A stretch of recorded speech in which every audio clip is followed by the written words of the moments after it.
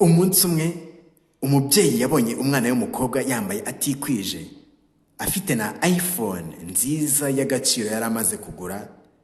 Nuko aramwegera aramubaza ati, niki cyambere wakoze umaze kugura iyo iPhone ihenze? Nuko umukobwa aramusubiza ati, nashyizeho anti-block, kirahure kiyirinda, ndetse nyishyiraho na pochette. Nuko umubyeyi aramubaza ati, hari umuntu yaba araguhatiye kubikora cyangwa bigutegeke? Umukobwa niko kumusubiza ati, nta muntu wabimpatiye rwose. Umubyeyi aramubaza ati, none se ukeka ko ari igitutsi cyangwa se warahise ubwira uruganda ko rwakoze ibintu bifite ikiburaho wowe ukaba warongeyeho ikindi kintu? Nuko umukobwa aramusubiza ati, oya, ntabwo ariko bimeze.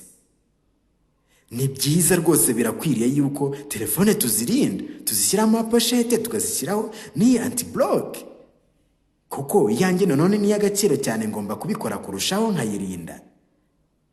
Nuko umukobwa arakomeza aramubwira ati, rwose telefone zirarindwa, ni byiza, kandi umuntu arayifunika ngo urusheho kumera neza.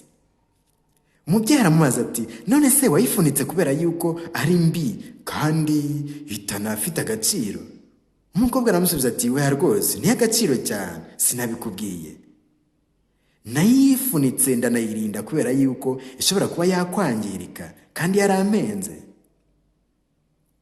Nuko umubyeyi aramubaza ati, ukeka yuko se byagabanyije ubwiza bwayo kuba yarashyizeho pochette? Nuko umwana aramusubiza ati, umukobwa aramusubiza ati, rwose yarushijeho kuba nziza, ndetse biranayirinda kurushaho. Iyi iPhone yanjye igezweho rwose byatumye biyirinda.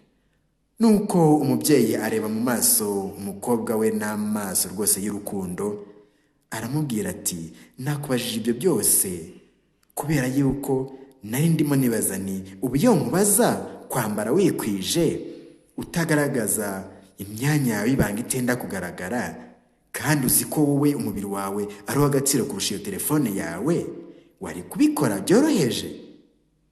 Ukeka yuko se kwambara utikwije aribyo biguhesha agaciro cyangwa bituma wongera agaciro umubiri wawe? Nuko umukobwa aguma aho ngaho acecetse, yumiwe, yaryumyeho, nta kindi kintu yongeyeho. Rero habwirwa benshi hakumva beneyo.